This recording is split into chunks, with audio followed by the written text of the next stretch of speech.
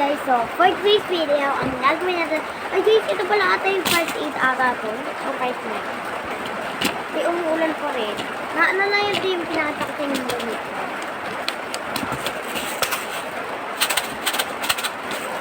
Kahit na ito kayo tayo lang mag-okay.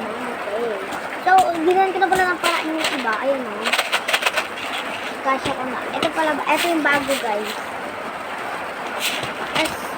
Ewan ko kung yun na ito lang. Ayan. Yung una kasi dumating is, yung una-una ko pang anuhan, is eto talaga yung ano. May laman to eh. Kaso tinanggal ko. Design yung mga laman nito, pinalitan ko lang. Iba nga guys, ayan. Siyempre may kapartner yan. Ang dumating pa na isa. Yung pinakita ko sa inyo na lang dyan na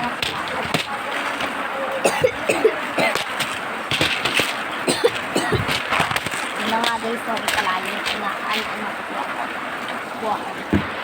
So, kaya ayun, mga ito, for today's video, yun yung ang gagawin natin. Mag-ayos tayo ng gamit. Hindi na ayos yun.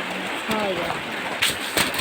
Pwede pa kasi yung gis mo gamit, kaya hindi ko talaga inaano, hindi na yung gis malalagay. So, tinitipid ko na lang. Guys, talaga yung nakatakot ng video nito. Yun, and bakit ko hindi sa bintana na ito ngayon? Hindi ko yun kwento ko tinatawag.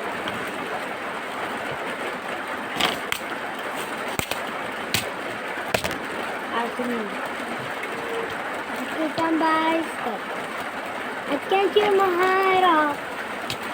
Missing these memories to take me back.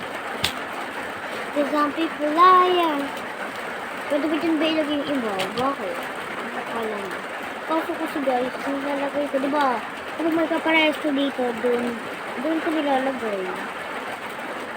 Nilalagay mo yung camera. Gaya na ito, may kasikat na naman. So, nilalagay mo yung medkit. Hawak ka pirin ako agad.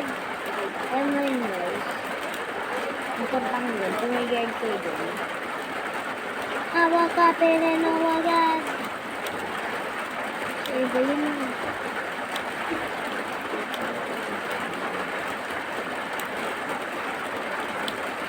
Nalagag yung light.